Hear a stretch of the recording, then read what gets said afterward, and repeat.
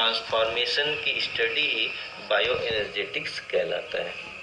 Concept of free energy, this is an important topic. Free energy is defined as the amount of energy available during the chemical reaction to do the cellular work. Cellular work करने के लिए, body के अंदर cell में work करने के लिए जो फ्री एनर्जी अवेलेबल होती है,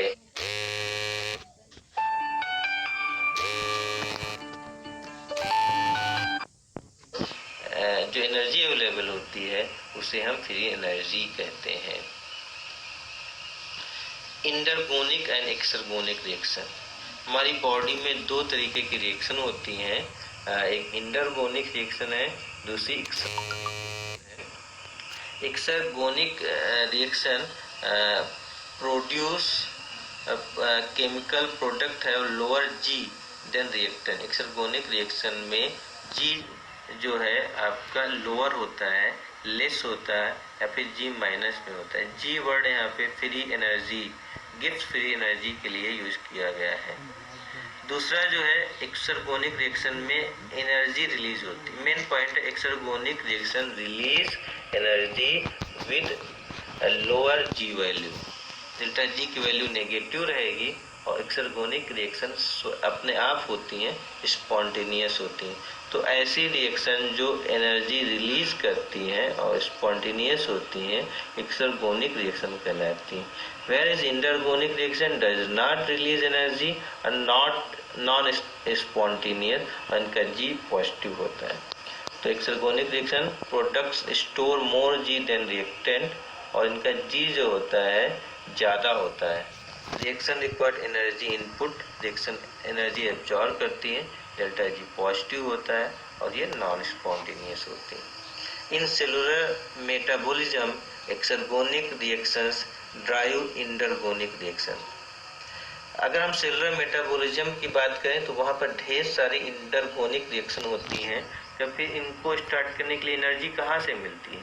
तो जो भी एक्सरगोनिक रिएक्शंस हैं वो अपनी एनर्जी प्रोड्यूस करके इंटरगोनिक रिएक्शन को देती हैं, जिससे आपकी इंटरगोनिक रिएक्शन पॉसिबल हो जाती है।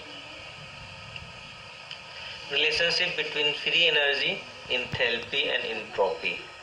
The free energy is also known as Gibbs energy. As per Gibbs free energy, the driving force of chemical is based on two components, driving towards stability and drives toward disorder, and is defined in Gibbs equation. ये आपकी Gibbs equation है, delta G equal to delta H minus T delta S. यहाँ पे delta G is a change in Gibbs free energy.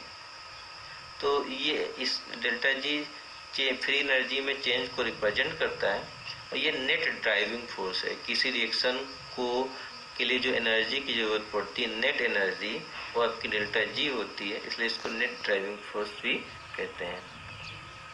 Delta H is enthalpy, ये driving toward stability. अगर delta H increase होता है तो stability आपकी आती है किसी भी कंपाउंड्स में, और जिससे आपकी फ्री एनर्जी कम होती है। डेल्टा एस इंट्रोपी कहलाती है और ये ड्राइव टुवर्ड डिसऑर्डर। अगर डेल्टा एस इंक्रीज हो रहा है, टी डेल्टा एस इंक्रीज हो रहा है, तो डिसऑर्डर रैंडमनेस इंक्रीज होती है, जिससे फ्री एनर्जी ज़्यादा रिलीज होती है। Reaction is spontaneous if delta G is less than zero. अगर डेल्टा जी जीरो से कम है या फिर डेल्टा जी की वैल्यू नेगेटिव है तो रिएक्शन स्पॉन्टेनियस होगी, अपने आप होगी। इक्विलिब्रियम पर डेल्टा जी की वैल्यू जीरो रहती है। Enthalpy, it is a total heat content of a system. Total heat किसी सिस्टम में जो प्रेजेंस होती है उसको इंथैल्पी कहा जाता है। इसका फार्मूला होता है H equal to E plus P V, जहाँ पे E इंटरनल एनर्जी है, P प्रेशर है और V वॉल्यूम है।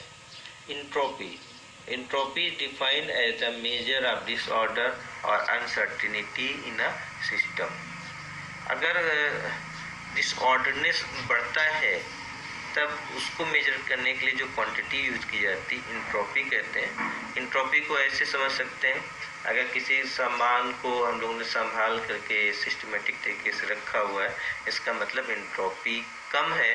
अगर सभी सामान को हम लोग फैला के इधर उधर डाल दें, इसका मतलब है डिसऑर्डर बढ़ गया है या फिर इंट्रोपी ज़्यादा है। इंट्रोपी का जो सिमिलर फार्मूला है delta S equal to delta Q upon T, जहाँ पे delta Q represents heat. What is